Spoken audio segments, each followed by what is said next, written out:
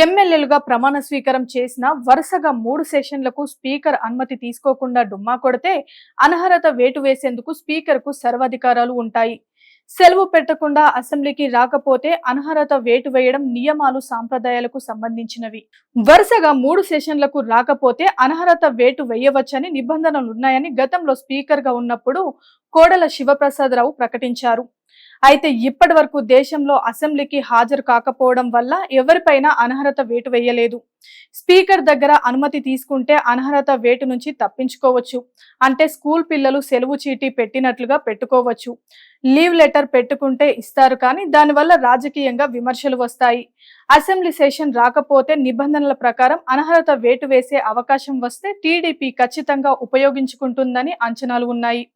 ఆ నిర్ణయాన్ని కోర్టులో కూడా సవాల్ చేయలేరు. శాసన వ్యవస్థకు సంబంధించి స్పీకర్ అత్యంత పవర్ఫుల్. ఆయన నిర్ణయమే ఫైనల్.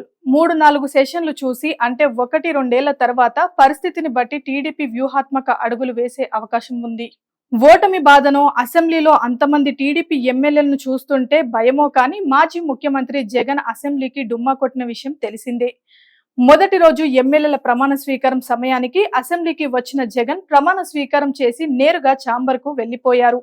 ప్రమాణ స్వీకారం చేసే ముందు కొద్ది నిమిషాలు మాత్రమే సహచర వైసీపీ ఎమ్మెల్యేలతో కూర్చున్నారు. రెండో రోజు స్పీకర్ ఎన్నిక ఉందని వైసీపీకి తెలుసు. అసెంబ్లీ సాంప్రదాయాల ప్రకారం అధికార విపక్ష నేతలంతా కలిసి ఎన్నికైన స్పీకర్ ను తన సీటు వద్దకు తీసుకెళ్తారు.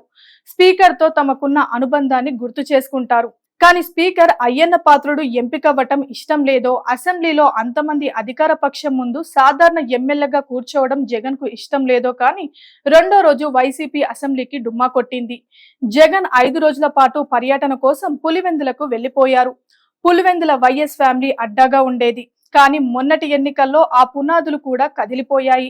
సీఎంగా భారీ మెజారిటీతో గెలుస్తారని భావించిన పులివెందులలోనూ కష్టపడాల్సి వచ్చింది. మాజీ ముఖ్యమంత్రిగా అడుగుపెట్టిన జగన్ కు అక్కడ నిరాశ తప్పలేదు. రాష్ట్రంలో ఘోర పరాజయం పొందిన వైసీపీకి కనీసం ప్రతిపక్ష హోదా కూడా రాకుండా పోయింది.